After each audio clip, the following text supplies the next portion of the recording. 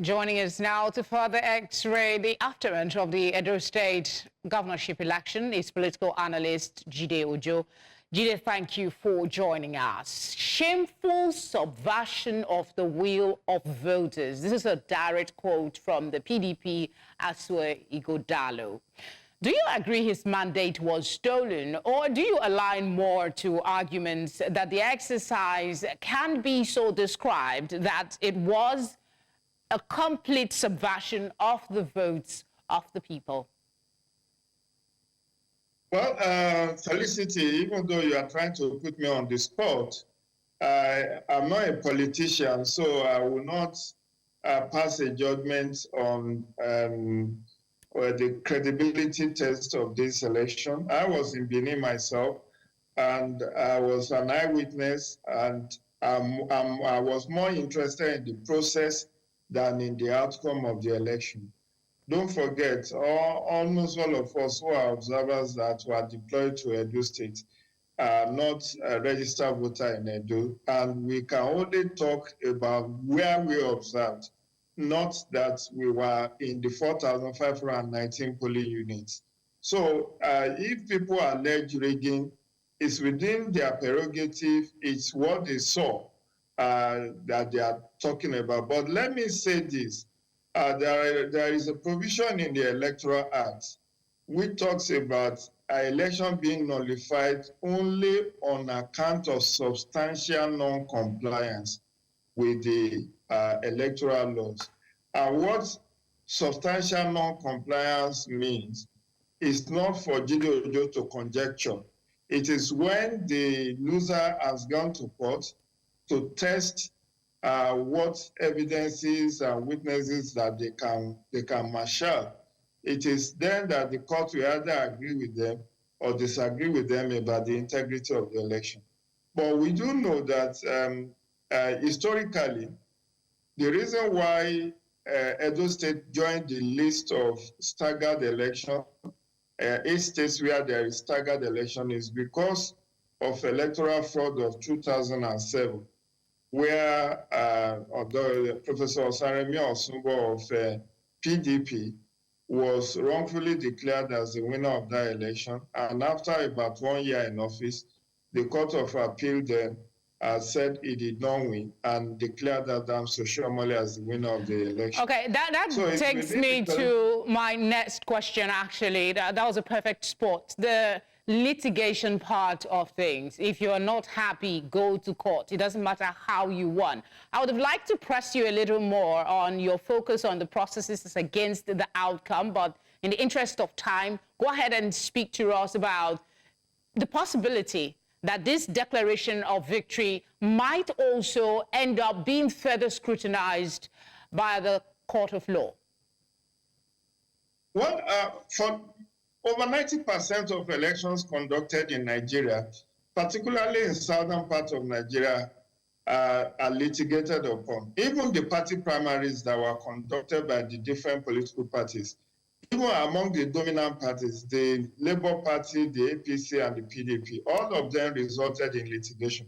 So I would not be surprised if the loser decides to go and test their what they have as evidence in court to see whether they are sufficient. But mark my word, I'm talking about not that the election is flawless. I'm saying that there is a provision of the law that says election cannot be nullified, but only on account of substantial non-compliance. It then means that if there are infractions here and there which are isolated, the court might not nullify that election. But that is not to say the election was perfect. I was an observer. I went around, but I wasn't everywhere. And within the areas that I went, everything was peaceful. However, I know that there are observer organizations that have pointed out about 3 or 4 local governments where they said collation of results did not follow the standard operating procedure. But don't forget that there are 18 local governments in Edo State. So if there are issues with collation in 3 or 4 local governments, is that widespread? Is that substantial non-compliance? It's only the court that can determine that. Indeed. But be rest assured that this case will not end there.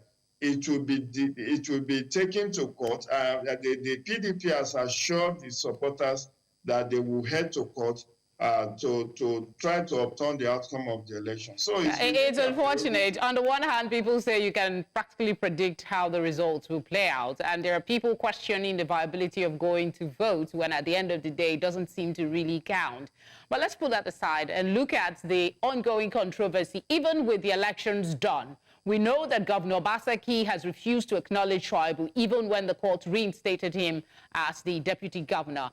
How, in your mind, do you think the handover will play out, considering this situation of Tribal having someone in his place that is recognized by the outgoing governor?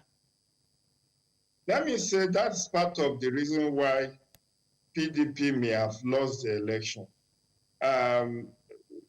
In 2016 and 2020, Phyllis Tribal is acknowledged as a very grassroots politician and who added a lot of value to the Obaseki ticket. And don't forget, he was a member of House of Reps when he was persuaded to become the deputy governor to Governor Obaseki. Now, as you have rightly pointed out, he is out of favor with Obaseki just for the reason that he wanted to contest the election. And for that, he was purportedly impeached by the Edo State House of Assembly, even though Court of Appeal has reinstated him. The governor has refused to reinstate him. And by November 12th or November 11th, I know Monday Okpebholor will be inaugurated. Maybe we'll give him all his entitlements as a former deputy governor.